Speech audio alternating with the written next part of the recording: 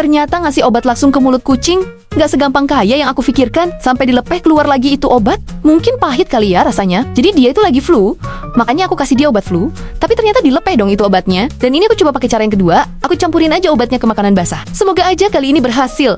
Dia mau makan makanannya. Alhamdulillah.